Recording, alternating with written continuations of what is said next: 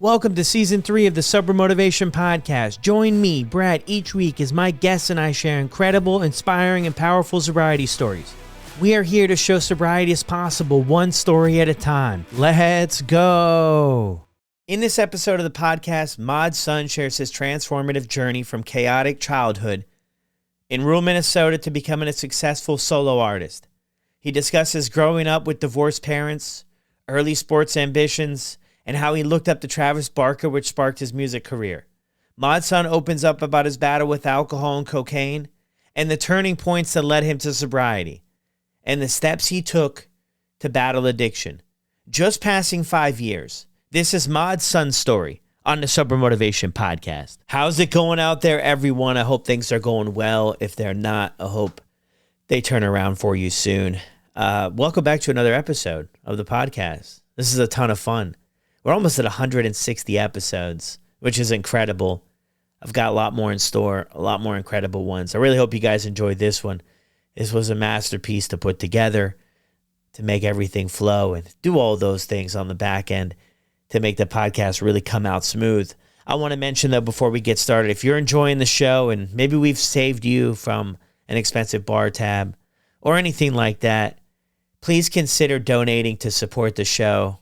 I do everything myself, from booking the guests, reaching out to people, having people booked, rescheduling, recording the episode, editing the episodes, and then creating some clips for social media. Sometimes we have sponsors, which is incredible, and sometimes we don't. So if you're in a spot where you can help out in any way, head over to buymeacoffee.com/sobermotivation. I'll drop that link as well down in the show notes, and anything will help out this entire process. So thank you so much, and let's get to it. It was vital in keeping me accountable. It doesn't interrupt my life. It only enhances my life. People in my program swore by it. These are just a few quotes from SoberLink users. SoberLink is not just any breathalyzer. It's the breathalyzer, designed specifically for those in recovery from alcohol addiction. How it works is simple. You'll test at the same time every day, 2 to 3 times a day. A built-in camera will take a photo during your test so it knows it's you testing. Tamper sensors will flag any attempts to cheat. And instant, easy-to-read results are sent directly to your loved ones because it's not just about proving you're sober. It's about sharing your success, establishing patterns of trust, and dispelling doubts with hard evidence. SoberLink, proof of sobriety at your fingertips. Visit soberlink.com/recover to sign up and receive $50 off your device today. Welcome back to another episode of the Sober Motivation Podcast. Today we've got Mod's son with us. How are you? I'm doing wonderful today, man. I'm just getting my day started, but I do tend to take it day by day. I give myself like a good hour and a half, 2-hour grace period of not forcing myself right when I wake up to be like, I feel amazing. This is the greatest day ever. So I like to give myself a little bit of a grace period, hour and a half, 2 hours, get coffee in me, walk outside, get some movement going. And then I kind of check in on myself and be like, all right, how am I doing today? I think I've been up about 15 minutes so far. Hey, with all that said, man, I just want to let you know I really appreciate you jumping on here and being willing to share your story with all of us. Of course. So growing up, this will be the third time I'm already saying in this conversation, Minnesota. I'm from Minnesota. I grew up on a farm with no animals. So when I say that, it was just a giant, I think we had 3 acres of land on this really farm-style house out in a town of 300 people, maybe. It was called Corcoran, Minnesota. And so that's where I spent like the first 6 years of my life, was basically with no friends, no neighbors, running around a yard, imagination running wild. And that has been one of the things that has stuck with me my whole life. I feel like those very like pivotal years of when you are the age between 1 and 6. And so those early years, you know, when I did finally go to a quote unquote like kindergarten, and when I say quote unquote kindergarten, I'm talking because like in a town of 300 people, the kindergarten is like 3 kids. You know what I'm saying? And Yeah. we're like, yeah, in a small like back room of a church. You know what I'm saying? For real. So like, bro, those are years that like really, I think helped design the entire layout and landscape of what has helped me, get to where I am a lot. And it's because I've just been living in this vivid imagination and kind of like living in a little bit of a dream world where, when you don't have friends or neighbors or other kids or anyone to be social with, like you got to figure out how to have fun on your own. And what that meant to me is like doing the things that a lot of young kids do where they're like, you watch a movie and all of a sudden I'm a superhero, you know what I'm saying? But I'm doing it by myself, and I think due to that, I've just lived in my imagination for my entire life. I'm 37 now and I still feel the same way. So those were those first years. My parents got divorced when I was 6 years old. My dad was I'm just going to preface this all. Dude, I am a talker, bro. So if you get me going like this and I start just rambling on for 10 minutes, feel free to be like, let's put a pin in that, all right? Okay. So my dad was a trucker and he owned a like warehouse that other truckers would come into town and they would stop at this warehouse and pick up the things that they needed to continue their journey, right? My mom worked for him.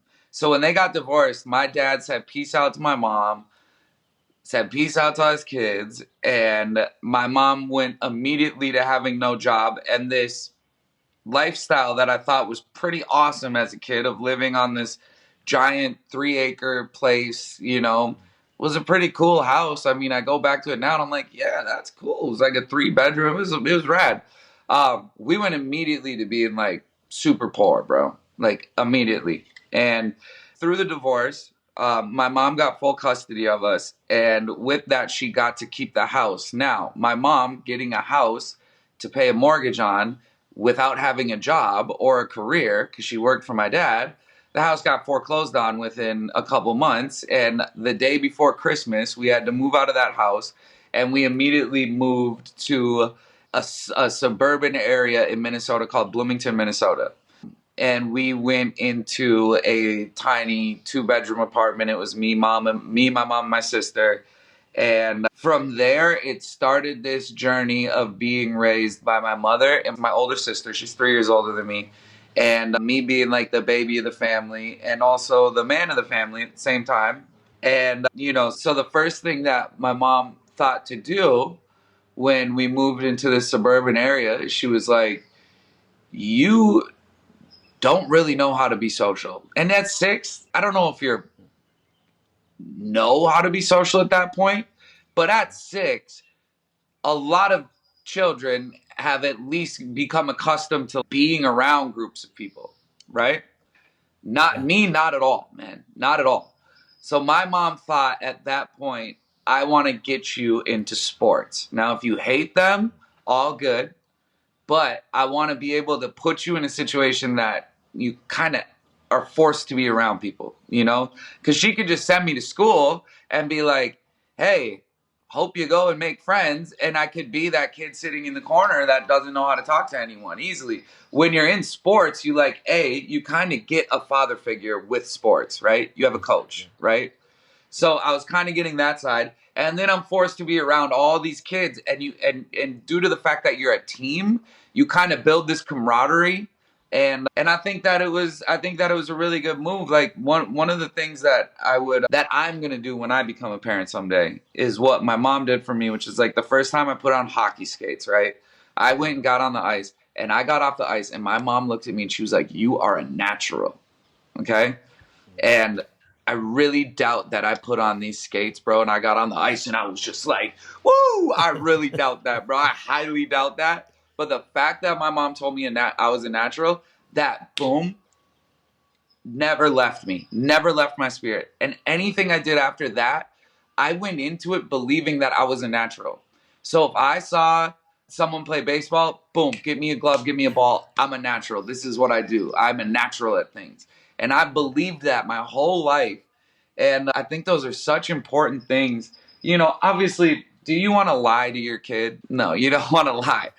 But there is something really special about my mom saying that to me because I've always believed that I truly am a natural at things. And so I started playing sports, and that was my first love. That was my first this is what my life is going to be, is I'm going to be a professional athlete. I've always had, since a very young age, my career goals have always been a professional in kind of the non-normal route. But I was like, hockey player. I'm going to be a professional hockey player.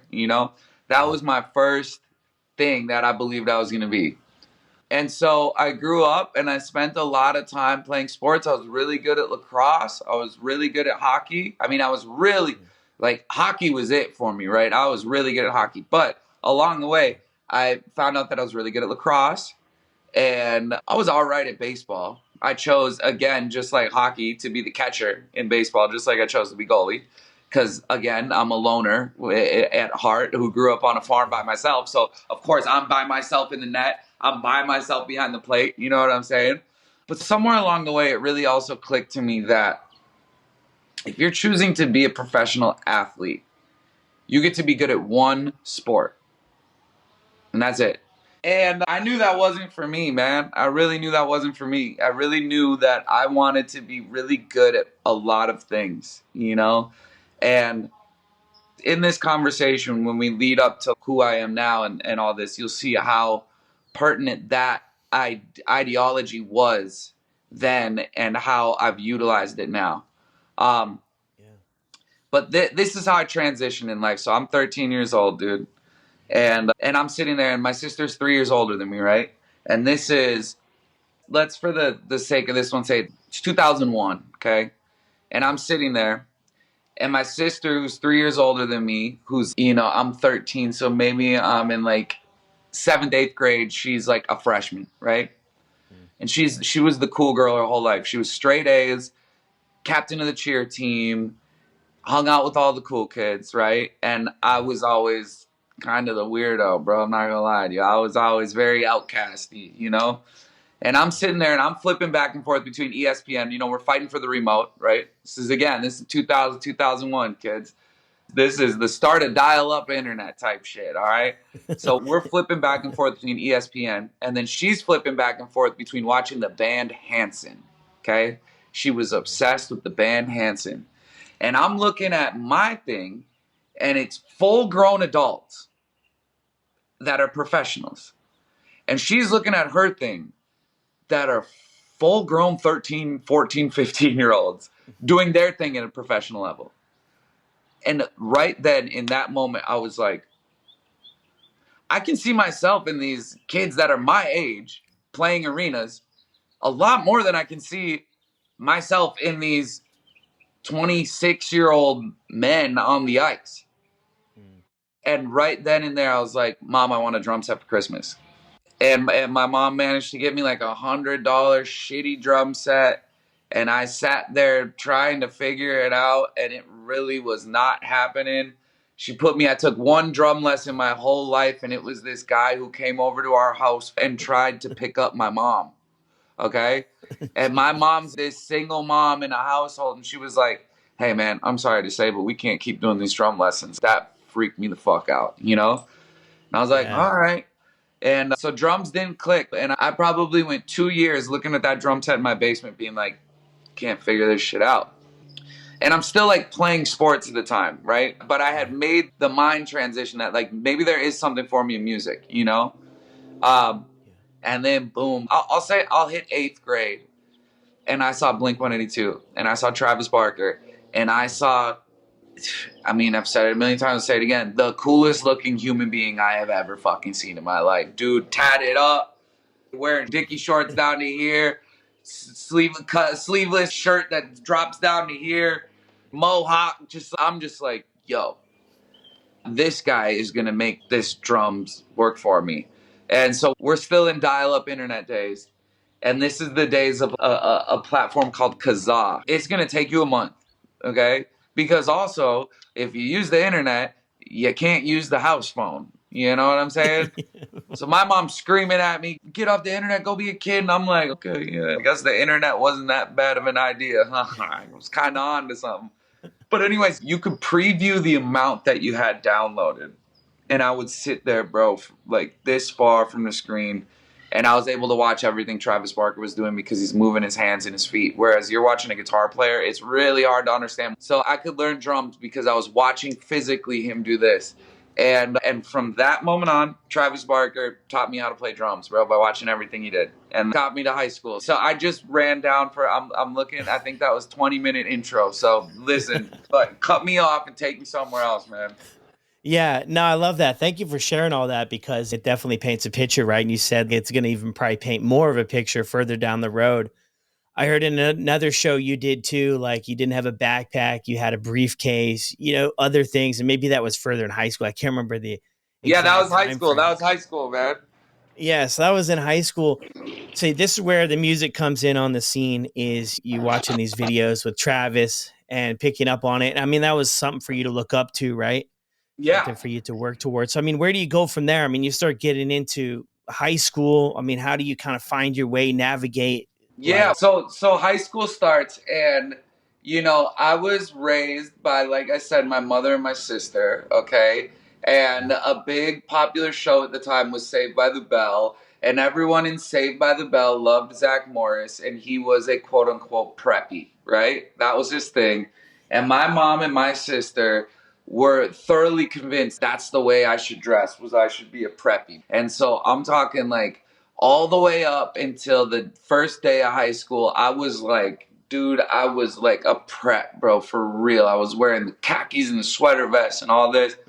And like, I see Travis Barker, and I'll never forget. When I'm coming off of summer, going into school, my mom would let us do that like school clothes shopping thing. She'd Yeah. give us like $60 to go get ourselves. $60 could kind of get you a lot longer of a way than it can now. Okay. So maybe a couple new outfits, $60. And I was like, Mom, I want all Famous Stars and Straps shirts, Travis Barker's clothing line. And I was like, and I want a pair of Dickies, and I want a pair of Vans, And I completely transitioned right there going into high school. I became, you know, a quote unquote like scene kid. Now that was very like pop punky, but in 2001, that timing around there, the scene was pop punk. It really was. Like we hadn't hit the like my chem super emo shit yet. That came a couple years after. The Fall Out Boys and stuff like that. This was real like Blink 182, and then it would kind of lead you down a rabbit hole, and you start to find bands like New Found Glory, and then that would kind of lead me into Drive Through Records, and then it was just everything was Drive Through Records. And so I had to make a decision right at the start of high school where I was like slated to be. So I grew up, like I said, in Bloomington, Minnesota, and in Bloomington, Minnesota, we have a hockey, like our hockey program in Bloomington, Minnesota is where scouts from across the country come to find pros, to find people that they're like, you could go to D1 and that could lead you to professional hockey. And, I was slated to really go all the way. I really was. As a goalie, I got a lot less competition, okay? But I was the man. I was the goalie that was going to take it there. And I'll never forget like having to make that decision that like really right at the start of high school, because that's when hockey gets super serious. It stops being like this kind of like journey that you're on, and it starts being you go to school. As soon as school is done, you go to the ice rink, you practice, and then you come home and you have to eat right, and you have to work out, and you have to do all this shit right. And it's like, as soon as I heard all that, bro, I was like, this is not, I'm not committing to that. I knew there was something different for me. So I had to sit down and have the hardest talk ever with the coaches, and they were coming to pick me up and take me out to lunch and be like, you should not do this. I'm like, bro, I'm going to be an artist. I'm going to be a drummer. They're like, no, you're not. You know what I'm saying? Legitimately. They're hitting me with that is so 1 in a million. And I was sitting across the table as a young kid talking to grown men being like, I am the 1 in a million. Watch me, And I quit hockey, and I immediately was a skater and a drummer in the scene. And that was what I did. And there was no scene in the city I'm from at all. So I was the complete outcast. And when you said briefcase earlier, yeah, I was doing it fully outcast style. I was coming to school. This was the start of wearing girls' jeans. Oh, I got hell for that, bro. I got hell for that. I'm wearing tight girls' jeans. I'm wearing a scarf. and it's 70 degrees out. I'm wearing a scarf and I'm carrying a briefcase instead of a backpack. And I just became the complete outcast of my school. And I found some kids throughout other cities. There was like a teen center that would throw shows. And so I found that there was a few of me in these other cities around. Mm. And due to that's what the scene was. So when you understand what the scene is, I'm assuming obviously just how we're talking, but it's hard for people to really understand nowadays, like what the scene was. There wasn't other people like you in your city. So you guys went to a place where all of the yous could meet up. And that's what Yeah. formed a scene. You were the counterculture and you liked certain bands and you went to a show 3-4 times a week and you looked at Yeah. these bands that are playing to 150 kids like they were the Rolling fucking Stones. You know what I'm saying? And Yeah. that was the start of that journey. And all through high school, I was a drummer in a band. We were called The Semester. And I was super convinced that was going to be the rest of my life. Yeah. Wow. Yeah. No, I do remember those days. I was never part of it, but I do remember in high school when you get I went to, it was a fairly big high school, maybe 5, 6, 7,000 people. And Yeah. the Jinko jeans kind of come on the scene. Definitely the Vans, the chain wallets. I mean, Yep. I had a few pair of Jinkos too, but yeah, funny what you said when $60 used to at least get you an outfit at least, right? And it's Oh, for far from sure, it, bro. right? For But sure. You could get a t-shirt now. yeah, did you deal with any? I mean, this like, painting the picture there for me. Did you deal with any backlash or anything from other people that didn't understand what was going on? Oh, bro, every fucking day. Every fucking day. And not only my peers in school, I'm talking my teachers too. You know, I was looked at as the kid that was like, you just fucked up your life. You know, it was like you were a athlete jock and you were in the right group of people and you just fucked up your life. And this was the days again. So I graduated high school in 2005. And so from 2001 to 2005 when you're in high school, these are the days when, bro, weed was like, dude, it was like it was the devil. And it was like, it is not at all like it is now where you can go to the corner store. So, I was looked at as like the kid who fucked up his whole life. That being said, dude, I got the great traits from my dad. Some of the bad ones, which we'll get into, but I got some of the great ones, which was like charisma. My dad could light up a room and he was a hustler. Like he Yeah. could fucking get you in the palm of his hands. And so due to that, I kind of took everything with a smile, bro. And Mm. so I skipped more high school than I've attended, you know what I'm saying? Yeah. Yeah. But I was like cool with the hall monitors, I'd make them laugh. And, I just had this charm to me where I took it with a smile, bro, and I didn't let it kill me. But I was met with extreme backlash,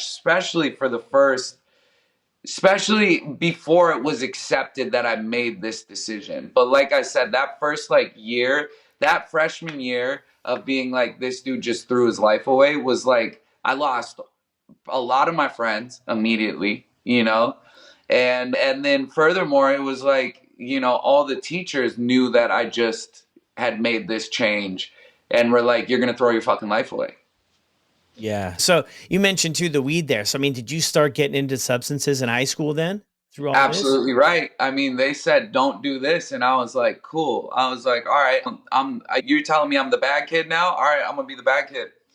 And I started Yeah. smoking weed, and probably like the end of freshman year, I really started smoking weed. The first day I smoked weed, I think I went, unless I was going to Europe on a flight. I think I smoked weed every day since that first day I smoked weed for about 15 fucking years, bro. Wow.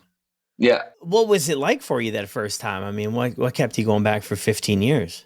The first time I turned into the anti-weed commercial girl and flattened out on the couch, bro, and was like that. But I mean, I think it's strange. Now, one of the bad traits that I got from my father is like, hey, besides the fact, my father died from alcohol. abuse, you know.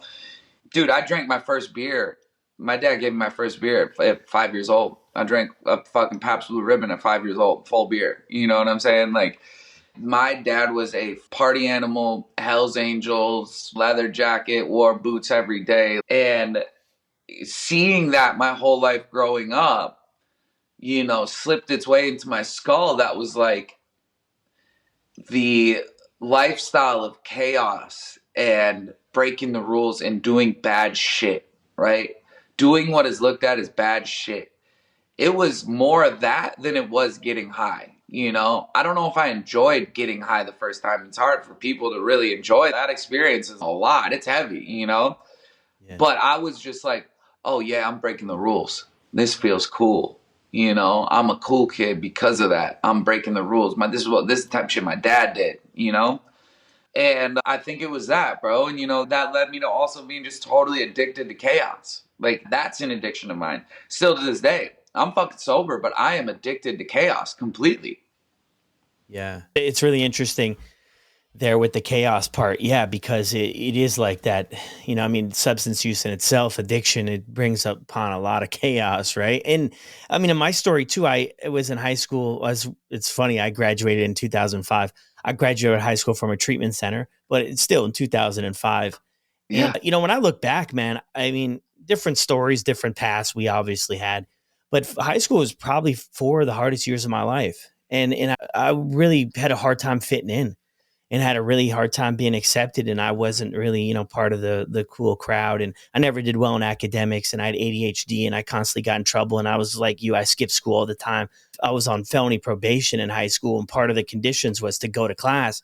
And I couldn't even get that right. So the probation officer was coming down on me. And it was just like this whole high school thing, just like trying to learn these teenage years of constantly fighting with my parents, running away from home. And I was just a rule breaker, man. And I never could really put a finger on it, but I just could not follow rules that Yeah. other people, laid out. And it Bro, was just like, the biggest thing I'm working on in life is understanding that not everything is someone trying to be an authority. yeah, no, I'm with you. I get it.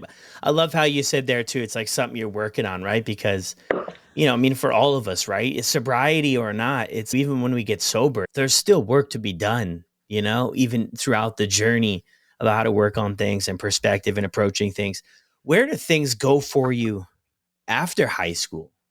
Yeah, so after high school, so just senior year is the first time that I step outside of just weed, right? Going into senior year, right? I'm like, I try mushrooms for the first time, okay? And I try cocaine for the first time, okay?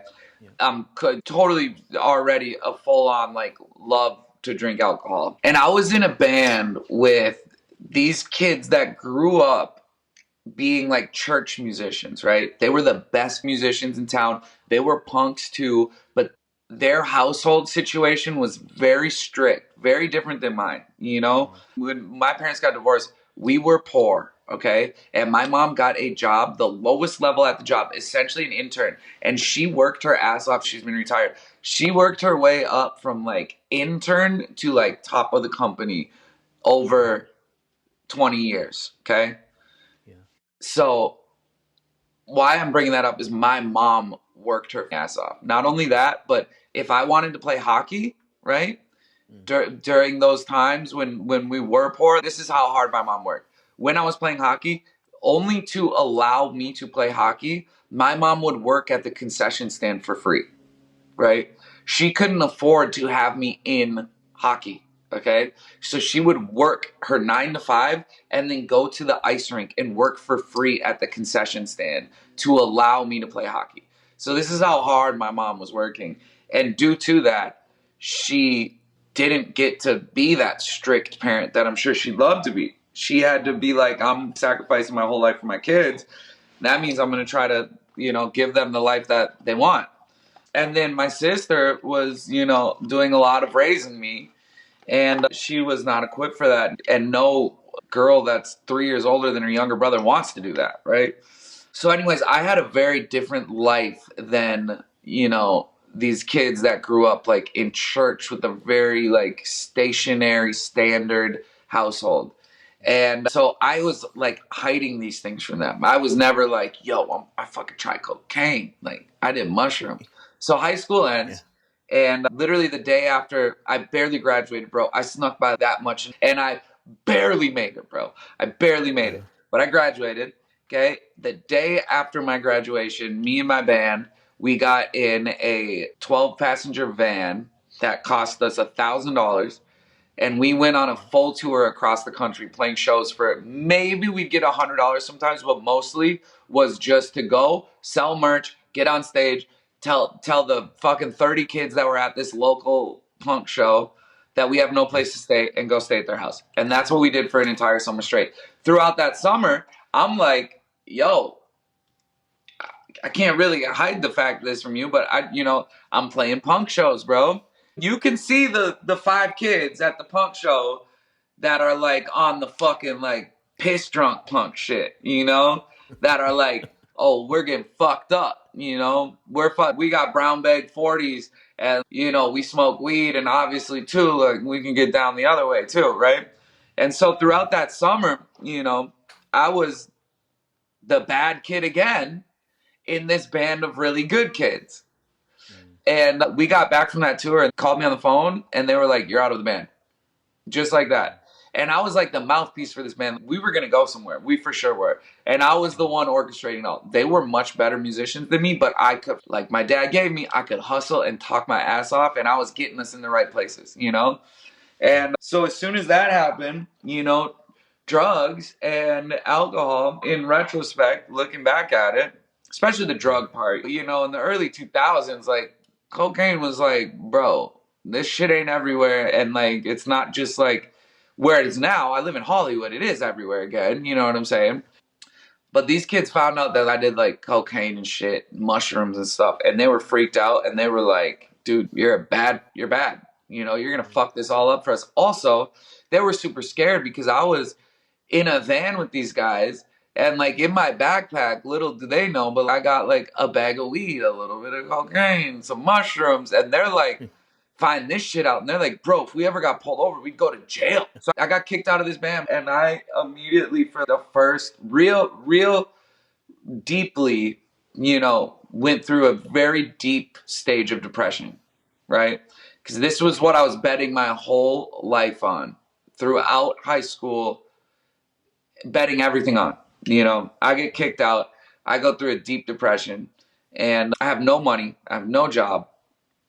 And I'm in my mom's garage. And growing up in Minnesota, I was, like I said, when I lived in this place called Corcoran on the farm, we lived a mile away from Bob Dylan's farm, okay? That he still has to this day, okay? And I would pass by this fucking farm all the time. My parents would be like, that's Bob Dylan's farm. It's Bob Dylan's farm. Finally, though, I'm sitting in my garage, and I see one of my mom's like CDs, and it's a Bob Dylan CD. And I put it in, and I'm smoking weed, and I'm hearing Bob Dylan for what feels like the first time, and I'm like, oh my God, this is like the person who's gonna save me, And my hero transitioned right then and there from like Travis Barker being like my idol to Bob Dylan being my idol, right? And furthermore, it set me on this idea that I could be the one saying the words and holding the microphone, right? I went from speaking with my hands and my feet on drums to being like, I'm going to really speak because I love words. I've always loved poetry. I've always loved what words do for me. I'm obsessed with music and love the songwriting style of it. And also, I wanted to be a singer my whole life anyway, but everyone told me, you can't sing. They literally would tell me, you can't fucking sing. Don't sing, I would be singing with a song that's playing through the speakers, and they're like, dude, don't sing, And then I find this guy, Bob Dylan, who I hear people all the time, still to this day, say, dude can't sing. And I'm like, oh, one of the greatest artists of all time, in my opinion, the greatest artist of all time. You're saying this dude can't sing, and he made it work for him? I was like, we got something in common. I'm going to go that route. And that put me on the path, which led me to where I am now, which is to being a solo artist that writes the songs, sings the songs, in a lot of cases produce the songs and all that. And, it took me a minute to kind of really be able to lean into who I am now, which is Mod's son, because during that time, drums kept trying to pull me back. This band Four Letter Lie that was from Minnesota that was starting to pop. They were like post-hardcore breakdowns, screaming and singing. Very like, if anyone out there knows the band Under Oath, we were very much like Under Oath, okay? And that wasn't even my style of music at all. But these guys called me, they're like, man, what are you doing? And I was like, man, I got kicked out of my band. I'm sitting in my mom's garage listening to Bob Dylan smoking weed. They're like, you're one of the best drummers I've ever seen. Come join our band. We need a drummer. I joined that band. We wrote songs for 3 weeks, got a showcase at this place called Victory Records. We went down to Chicago, played for 30 minutes in front of all these suits, and they fucking gave us a record deal. And then all of a sudden, I'm back in a band, and I'm playing drums again. And then I go throughout this journey in this band called Four Letter Lie. And we dropped 2 albums that like come out. I go to Best Buy and buy my album, boom, bucket list. Always had that, got signed to a record label, boom, hit a bucket list. Going on tours, actually playing great big shows, still making 0 fucking money, okay? Which is always, again, where I'm like, yeah, solo artist is for me, because I'm sitting here splitting $600 a night with 7 people. I'm like, I don't know how I'm going to build this into something, right? I'm like, but I could, if I was solo, I could probably I might be able to get an apartment someday, And then this journey with Four Letter Lie goes on, and the guitar player of Four Letter Lie and myself were writing a lot of the songs at the time. We dropped our second album. We went down to Chicago to talk to the label. We felt like there wasn't any interest anymore there. And on our drive back on a mega bus, which is like a fucking $10 bus ride that can take you from Chicago to Minnesota, the guitar player looks over at me and he goes, hey, man, I think it's time for me to quit this band. And I was like, if you're quitting, I'm quitting. He goes on, and he's the guitar player of A Day to Remember now, okay? And that's what he transitioned to. And I was like, all right. I was like, now is my time to do my solo career, right? So now's my time. So boom, I'm back in my mom's garage. 2 years just flash in front of me like that. I'm back in my mom's garage. And I'm really going at it this time. And I'm like, this is what I'm going to do. And at the time, the only way for me to get by is I was dealing weed. And I was the worst weed dealer in the world. I was the worst fucking weed dealer. And I get a call from another band called Scary Kids Scaring Kids. And they're like, come play drums for us. So I end up playing drums for them. But on this one, I say, the only way I'll play drums for you is if you let me open the shows as Mod's son. And so my first tour as Mod's son ever was playing these 1,000-person shows. Because this band, Scary Kids Scaring Kids, anyone out there, go look us up. We were fucking rad. And a legendary band, low-key, in that scene. But I'm coming out and I'm rapping over Party in the USA by Miley Cyrus and playing to hardcore kids, and they are booing and throwing shit at me. And that's my first tour. But then I'd get off stage as Mod's son, and an hour would go by, 2 hours would go by, and I'd go up there and then get on drums for Scary Kids Scaring Kids. And everyone hated me until they saw me get back on drums. And then I'd play drums and I'd run down to the front door where my merch was for Mod's son, and they're all high-fiving me. And that's where my whole career as Mod's son began. It's right there. Wow. How old were you at this point? 20, going on 21. Wow. So a lot of stuff in there. How does the substance use go for you? I mean, are you just taking it easy here? Are things progressing for you, or how does that look? Definitely progressing. Then the Scary Kids Scaring Kids gig, and they ended up stopping his band, and I'm full on Mod's son. And basically, once I turned into a solo artist for real who would lock themselves in a studio, cocaine became my best fucking friend. And I was still living in Minnesota, and I was, from essentially the first line in Cocaine I ever did, I always knew this shit was going to kill me. I always knew it. I really did. And I always felt shame doing it.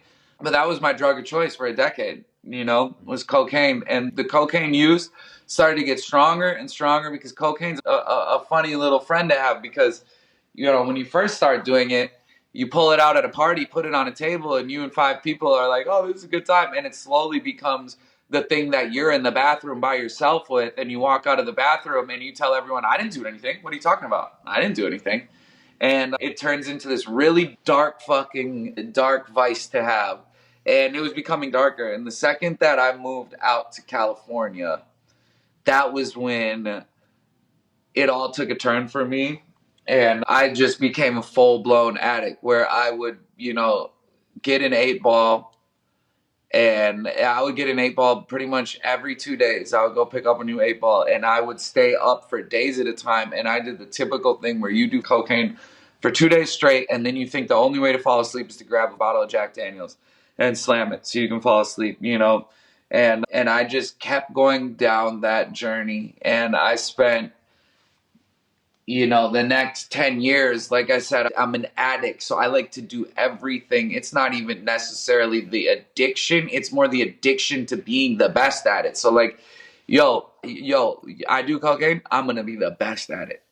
I drink whiskey. I'm going to be the best at it, And it started to really take over my life, that there was, points in my life where it was ruining relationships I was in, a really great relationship in my life was totally ruined for me trying to hide my cocaine addiction, staying up all night, being more in love with drugs than I was in love with this person.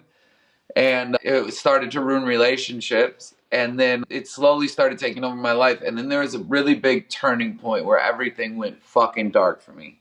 And this story's a little fucked up. So if there's anyone out there who feels the need to switch off or skip ahead, feel free. This story involves a little bit of gruesome. So I'm at my house one night, and me and my father have had this turbulent relationship our whole life. Essentially, I was like his father. He would live with me. I'm out in California. Within 2 years of moving out to California, I get a call from my dad's girlfriend that's, your dad's in the hospital. You need to come see him. So I drive down to Long Beach. I show up to the hospital. She hands me a suitcase and he can't come back to my house. Right? He's yours now. Okay. And at that point right there, a doctor was like, if you take another drink, you're going to die. Okay. No, one more drink and you could die. Okay. And so he was put into my care. I take him back to my house up in North Hollywood. He's living on my couch. We're fucking partying together. I'm not letting him drink, and I'm sure he was the whole time, but I'm like, you can't drink. And they're like, the doctor didn't tell me I couldn't do cocaine. I'm like, you're right. He didn't. And so me and my dad are sitting there doing cocaine together. He was my friend more than anything. We were like best friends, and still living with me. I go into his room one day. I find a plastic gallon of vodka under his bed. And I'm like, bro, you got to go. You got to dip. You're out. Kick you out my house. So he left. And he had this parrot his whole life, this African gray parrot.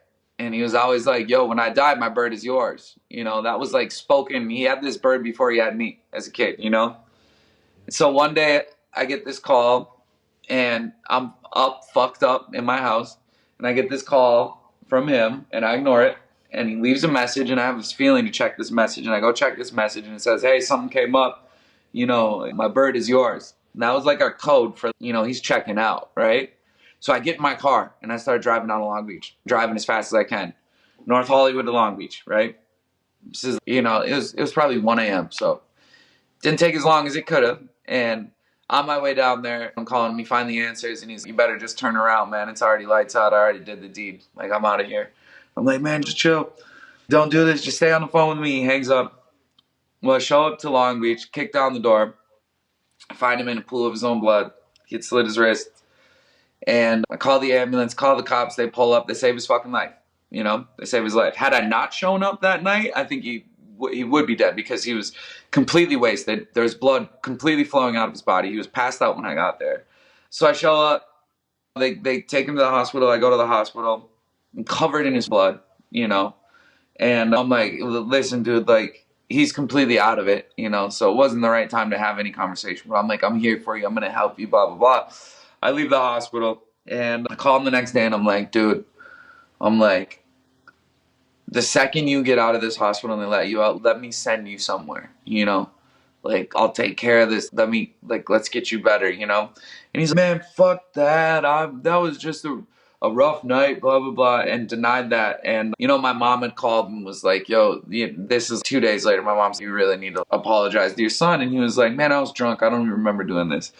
And I had to cut my dad out of my life at that point. And the sight that I saw that night had never, to this day, has never left.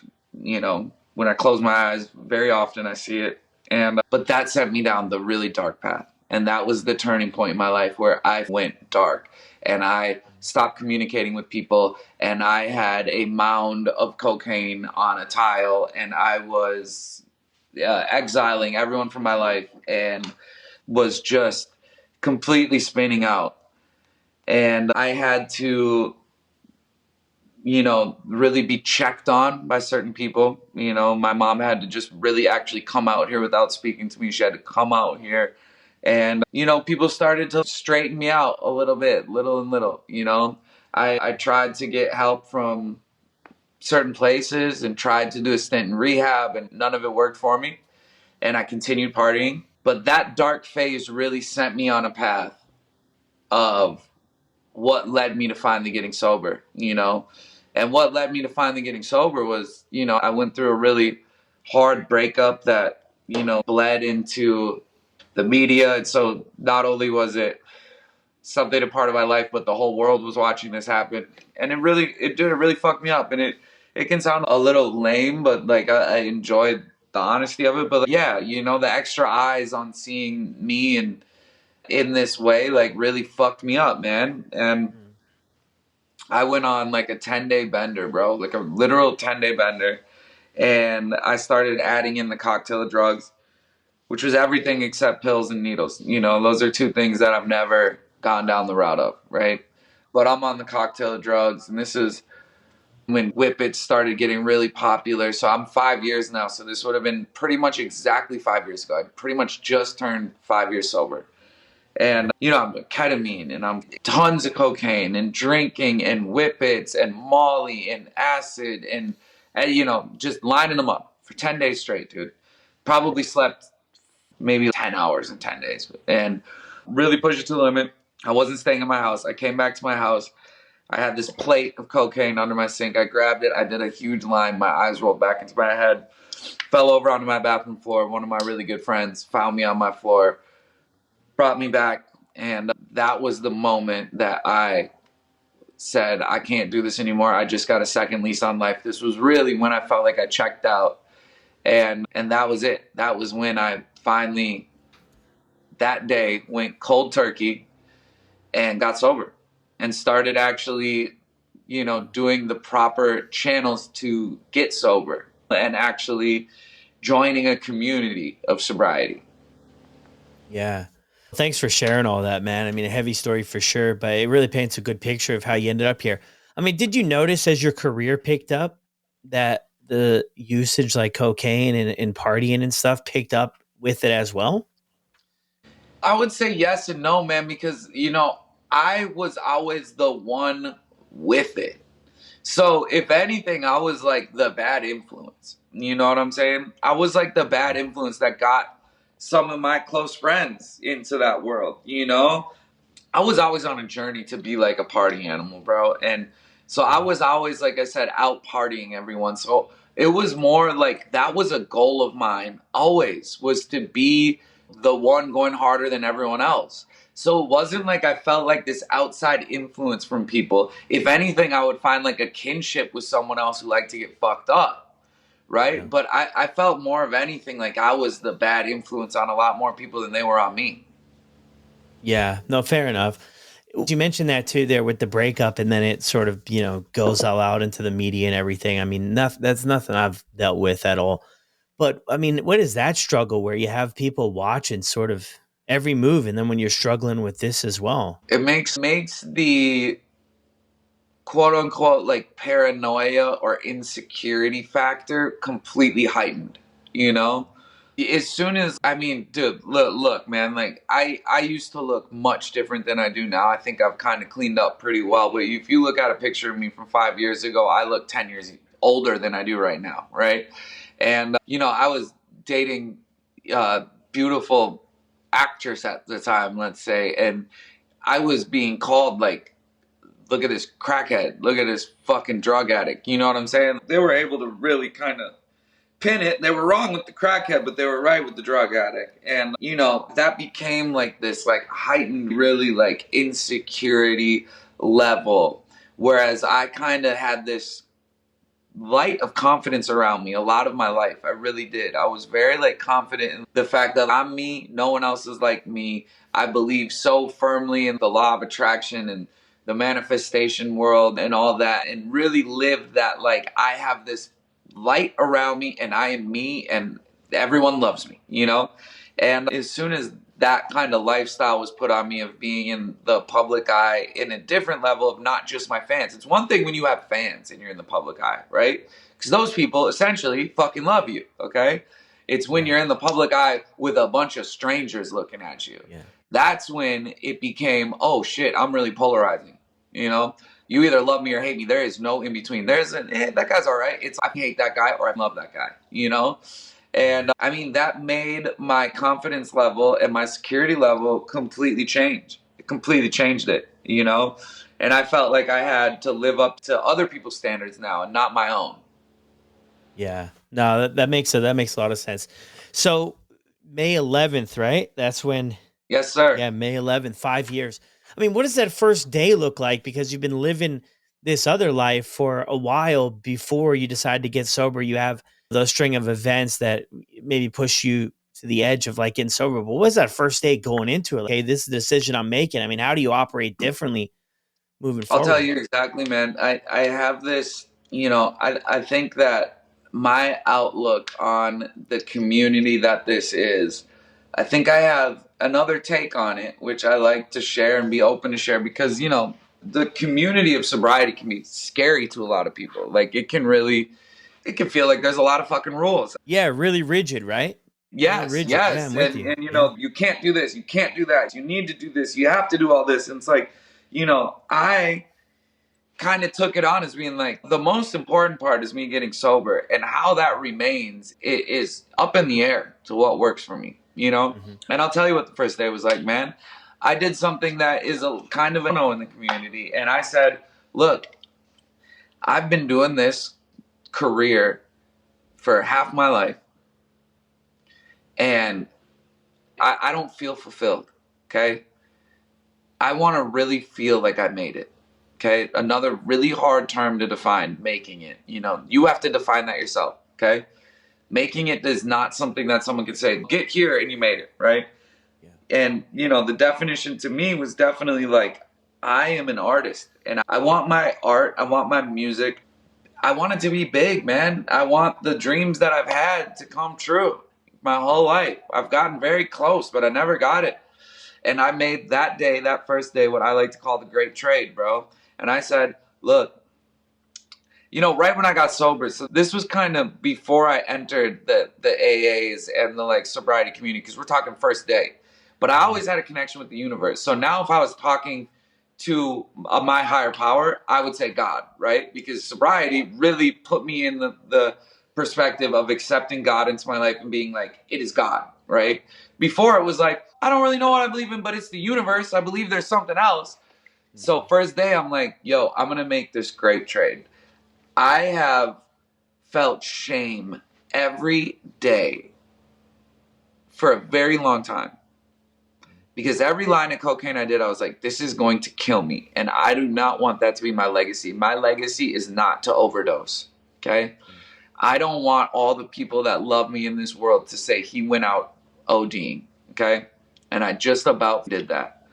And I have been carrying around this suitcase of shame, and a lot of it's trauma-filled, this suitcase of shame, and I'm going to trade in this suitcase. And I'm going to pick up a toolbox, okay? And I'm going to fucking fix my life. I'm going to get these tools. I'm going to put in the work. But I want to make a trade with you, God. So this is how I talk now. And I want to show you that I deserve it. And I want to stop blocking my blessings by carrying this shame. I'm going to let go of this shame. And due to that, I want to show you that I'm worthy of your blessings. Okay. And you know what I want, you know, and you know, when I started my solo career, I was like, dude, I want to get, you know, I grew up in an era where it was like $1 million record deal. You would have made it. And that was one thing I always wanted my whole fucking life, dude. So that's one of the things, you know, I want $1 million record deal. I want a record deal that makes me fulfill this childhood dream that I had. And I'm not saying that this is the right way to do it for anyone else. And I'm not saying that it should be a monetary thing. This dream and goal that I had has nothing to do with $1 million. It has more to do with fulfilling a childhood standard that I gave myself, you know? And I want my career to really take off. And I want to, perform on a late night show that my dad used to take me. And I had these like bucket list of dreams that I never got. And I told God, I said, I'm going to make this great trade and I'm going to put down these drugs, but I want my blessings, man, because I've been blocking them for a long time doing this. And whether or not that's okay to do, I did that, bro. And I committed to that, to believing that my life and my fulfillment and my desires that I have, and this could be painted by anything that anyone out there wants. So when I tell this to other people, and I've found that this ideology really does help a lot of fucking people. And when I tell this to them, dude, your desire could be to have your own apartment. Your desire could be to get married and to have a family. That could be your great trade, okay? But I asked for something in return, okay? And that's what I did on the first day, is I said, I want something in return because I'm going to put in the work and I'm going to do this. And I know this should be a self-fulfilling prophecy. To get sober is to change your life. But I don't think it's a problem to ever ask for something as well. I don't, And look, man, like if I had never had those things happen at this point still, it wouldn't cause me to go in a cycle to be like, man, I'm going back to this life. I didn't get it. I would believe that it's always coming, Yeah. And on that first day, that's what I did, is I said to myself, I'm making a great trade and I want to see my dreams come true because I know that I have been blocking my blessings and I've been telling you that I'm not worthy just by having all this shame built up. And I've been telling you that I'm not worthy of the blessing. And I put in the work and sure enough, like these things started to appear in my life, bro. And I accredit it all. I am a career-oriented person. I am a workaholic. I may always be like that my whole life. I don't know, I don't know where my journey goes in where the levels of importance go. Yeah. But what I chose to have, I saw my career go from this to this, bro, by getting sober. And without doing that, it would have never fucking happened. Yeah. I mean, I love that the way you put that about you set this goal out there of your childhood dreams of these goals you want to achieve. And what I'm thinking about when you're sharing that too is if you are to achieve those, sobriety is probably going to have to be in the mix to get to that level. So, I mean, I think that's incredible. And not only that, brother, but I was handed those things. And at my place right now, okay, I am indebted to you, God. I will never go back. And again, bro, these are all things that people have to tiptoe around when you're talking sobriety. I don't do that. I am totally fine if you have viewers out there that are like, bro, you are saying some shit that you should not be saying, right? Because I'm just telling you what worked for me. And if there's one person out there that can take these things and make it work for them too, that is amazing, okay? Like, I am indebted to sobriety. I am indebted to the gifts that I was given. I will not go back. I am dedicated and I am fully indebted to the fact that I was given the life that I always wanted because of sobriety. Yeah. And for sure. And furthermore, here's the other, caveat to that statement that you just asked of what was the first day like. I can tell you exactly what the first 30 days were like. And here's another thing that people would probably say not to say is that, dude, I told myself I am going to go out every single day for the next 30 days sober. I am going to go to all the places that I would go fucked up. I am going to go out to bars. I'm going to go out to parties. I'm going to stay up late. I'm going to hang out with all the same people. Okay? And I am going to build up the discipline. And I'm also going to be fully convinced in my head that getting sober doesn't mean having less fun. Okay? I am going to build that up. And yeah, listen, man, I got great discipline. But you know what? Addicts have great discipline. Yeah. If you can fucking dedicate yourself to getting fucked up every day, you can become president with that discipline. Okay? There Yeah. is no discipline like an addict has. Period. I will go to my grave believing that. The amount of discipline it took for me to every day go meet up a random plug off of La Cienega in a parking lot at 3 a.m. and go stop at an ATM to get cash and trade it to him in a sketchy ass parking lot for a little Ziploc bag. Bro, that is discipline. You Yeah. transfer that to something else, that ain't shit you can't do. And so I fully believe that part of my ability to be the voice that I have to people that follow my journey of sobriety and have been able to help out, because I am not a person who's been closed off about this journey, and I have people come up to me at every show I play. I have people send me messages every day, and I have comments on anything I post that are like, you helped me get sober. Okay. And it is because of things that I've said. I would go out and I would be standing next to my best friends who are holding bottles of Jack, doing whatever, and I'm sitting there with a Shirley Temple, and I'm having more fun than all of them. Yeah. I did that every day for 30 days. I went out and did that. It's that point too, right? Because a lot of people, when it comes to sobriety, a lot of people are worried that the fun is over, the fun is done. I mean, was there a mindset shift that happened with you to where you went into those situations? Because for me, a big thing is this, right? Making a decision changed everything for me, because I lived in this like indecisive world, on the fence.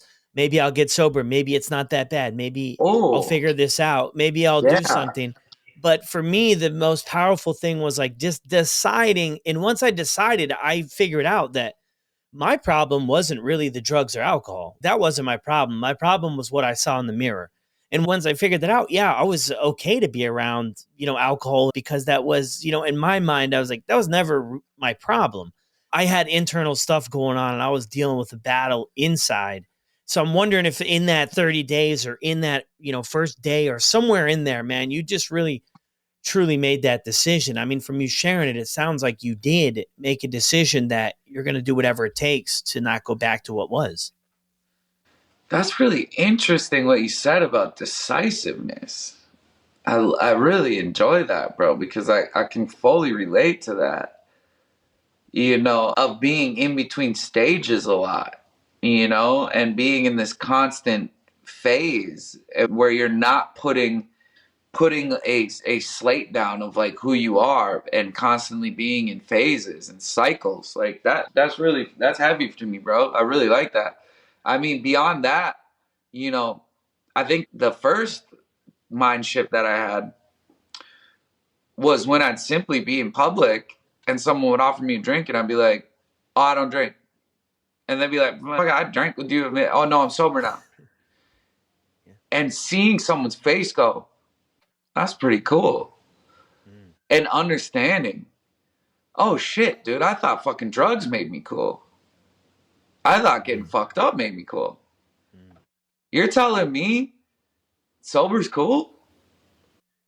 Wow. I mean, that changed my whole shit immediately. That was the most immediate change. Sober's Yeah. cool? I had no idea because I've never given it a shot. And I might Yeah. have been the other guy, that would see someone sober and be like, oh, they ain't this one. And as soon as I found out, people go, hey, that's like respectable. That's cool. And you're in a bar right now? You can do that? Oh, yeah, I can do that. Wow. Yeah. Good for you. I was like, this is a whole new journey for me. Sober's Yeah. cool. Sober Sober's is cool. fucking cool. I And, love that, man. and, It, and you know what? Sober is sexy. For real. yeah, 100%, man. Yeah. I didn't know these things. And that was my first big mindset shift. Yeah. Because not only do you get the fact that this person's having a good time and they don't need anything else, they're living life a lot different than me. These kids out in Hollywood think, what do they call it? Social lubricant, right? Yeah. Ah, man, I have this social anxiety until I get a couple drinks in me. This guy doesn't have that at all. He's fucking the life of the party right now. That's cool. So that was my first big mind shift. The second one was the thing I was most in fear of. I thought that the chemical and the substance abuse and the alcohol, I thought that was what made my art. I was so scared I wasn't going to be able to make music, paint, write books. I have 6 books out. I've made a lot of songs putting cocaine in my nose and slamming whiskey. And I'm like, this is what's got me here. Oh, I figured out real quick. Oh, I'm so much better. I am so much better without it. Not only that, I'm focused. I'm not sitting here tweaking out, walking around the room trying to do 6 things at once. I can sit here and be focused on one thing. And if I'm focused on one thing instead of 6, I'm doing one thing really well and not 6 things decent. You know? Yeah. It was a big mind shift, bro. I realized, holy shit, I'm way better like this. And then I really enjoyed what you said about the decisiveness, about being like, this is a clear decision. It's not, am I going to get fucked up tonight? Or should I not drink tonight? Or do I feel like shit today? That question mark kind of disappears. It becomes like a statement with a period, right? Yeah. I am this, and this is my journey. I might have hard times getting through today, but this is my choice. Yeah. Even in your share that you had there for your 5 years, right? You've said in there, I saw on Instagram too, that the last 365 days might have been the most challenging, right? Mm-hmm. Yeah, absolutely, bro. I mean, there were times for me in the last 365 days where I didn't succumb to saying, man, I think I will get fucked up tonight. I never did that. But I definitely said, man, I am going through a lot right now. And I can only imagine what it would be like if I could escape from reality for a second. And I romanticized that thought slightly, Like I said, I'm dedicated to this path. And I didn't sit there with a bottle one night and be like, should I do this? I never did that.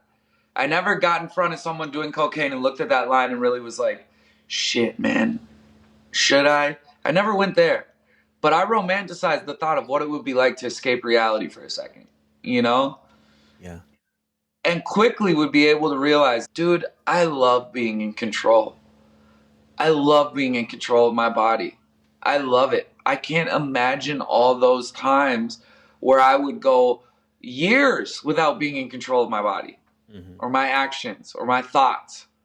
I love to be like there. If I'm feeling this way, right?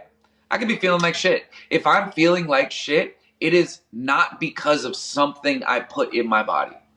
If I'm feeling great, it is not because of something I put in my body. It is my pure body that's feeling that way. My pure mind that is feeling that way, and just love to have these relationships that I'm in just bleed into the press. And within the last year, I went through another breakup that really fucking led into the mass media world. And while that happened, I was on a tour and I had to go be in front of thousands of kids every night.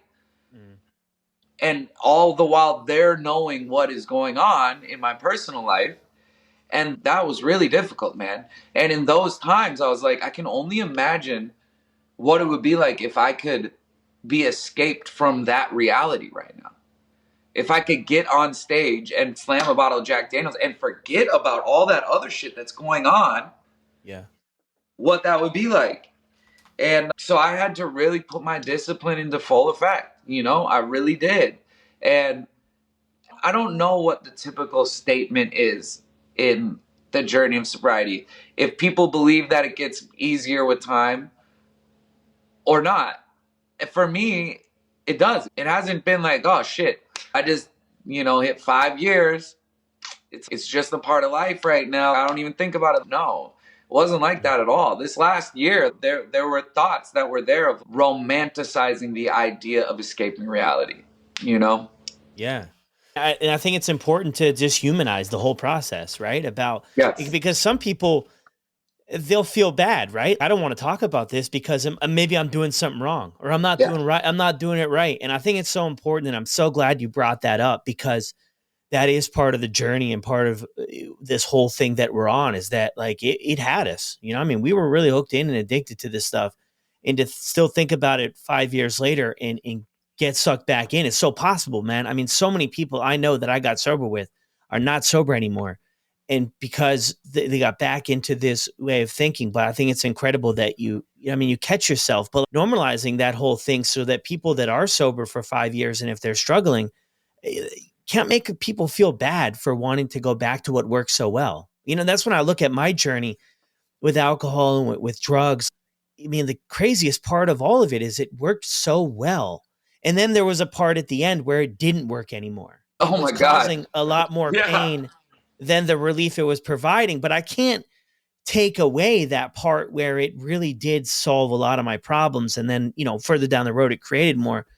And I love that you brought that up, because we know all these people, right? Celebrities, regular people who are sober, and it just seems like it's always up, you know, better, next level. And I don't know that's honestly the reality for the majority of people. I think that there's still those struggles, man.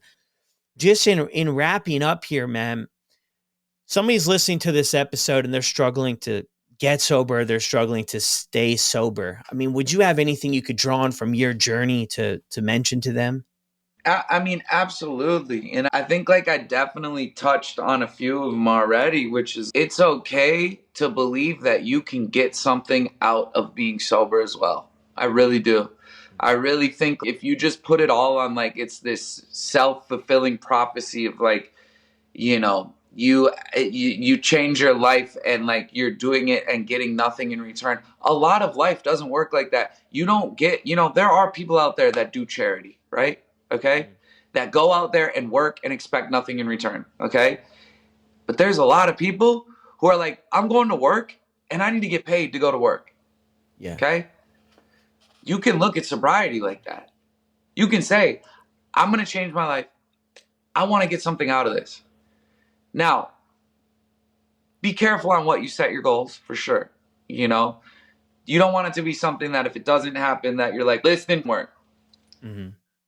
But if your change is something that you believe is achievable, that you've wanted and you've thought about a lot, I believe it's coming to you. And if you know that you're fucking up your life in some way through the abuse, because if you're making a decision to get sober, it's okay to find the things that work for you within this community. It's okay to find different ways to do it, you know? And I just fully believe that, you know, my light was very dim while I was getting fucked up. And I got my light back, and everything in life changes when you get your light back, you know? And I just encourage anyone out there that, like, it doesn't have to be as scary as it seems. It can actually be really fun, you know? Doesn't have to be this serious. I gotta lock off the world. I gotta change my friendships. I gotta find new places to go. I gotta look at this like a whole other job. It can be really fun to get sober. And that is one thing for me that, like, when I say stuff like, damn, being sober is cool. Being sober is sexy. People look at me like I'm like a superhero because I can do this shit. Right? Dude, Yeah. wear that shit. Make this an enjoyable journey. But like, my voice in this community is to be like, shit don't have to be that dark and that fucking serious and that telling the world how fucking much of a piece of shit you are, bro. You're not a fucking piece of shit, you know? We could probably find the reason that me and you started doing drugs and started getting fucked up. We could probably go and pinpoint that from a very young age and be like, it wasn't even our fault. You know? Yeah. That's what therapy does.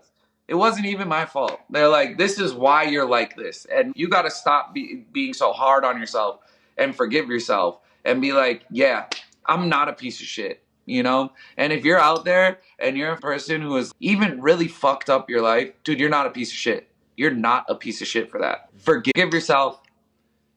Being sober can be cool. Being sober can be a fun journey. And it doesn't have to be so dark and serious, man. Yeah, beautiful. What a great way to end it. Thanks again Mod, man, incredible conversation. Dude, thank you for having me, brother. You're great, man. I really appreciate you having me on today, dude. Yeah, 100%, man. Well, there it is, everyone. Another incredible episode here on the podcast. Huge shout out to Mod Son for jumping on here and sharing everything with us. Thank you guys for the continued support here on the show. If you enjoyed this episode, send him over a message on Instagram, and I'll see you on the next one.